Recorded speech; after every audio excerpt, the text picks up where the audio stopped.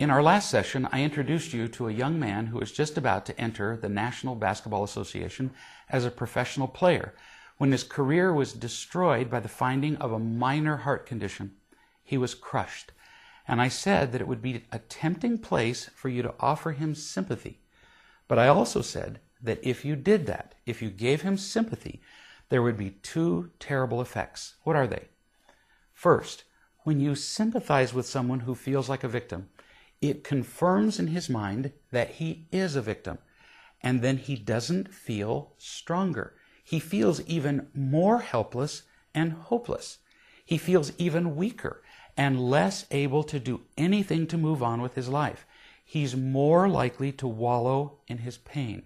Second, you're participating with the victim in a huge potential lie. What if you say you're sorry that happened, and it turns out to be the best thing in the world for him? I wrote Dwight back and said this: Dwight, understand that I have no need to tell you anything you don't want to hear. I really would like, however, to help you be happier if you want to be. I can make you an absolute promise. If you had actually succeeded in playing in the NBA, you would really have enjoyed it for a while. You probably would have been in heaven. But then you would have ended up even more unhappy than you are now. Why? Because eventually you would have discovered that being happy has nothing to do with succeeding in a career or anything else you can touch or measure. Really, trust me on this.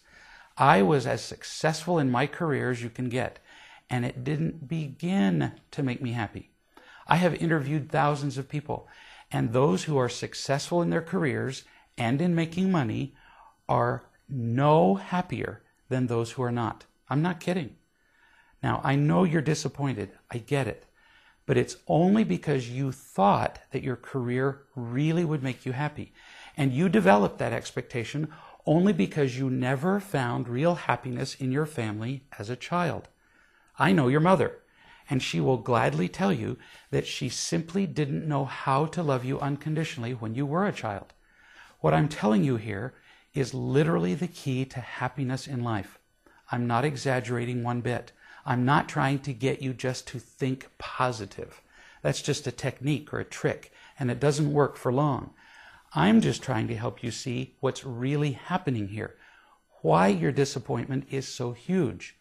Without enough real love in your life, which you never got from your mother or father or anyone else, any bit of imitation love seems terribly important, like success in your career. So not getting it can seem like a huge disappointment. This lesson that I'm sharing with you is something most people never learn their entire lives. If this makes any sense at all, and if you want to talk about it some more, I'd love to continue our conversation. But that's up to you. I'll never pressure you to do anything. End quote. Dwight then answered my letter, and I'll go over that in our next session.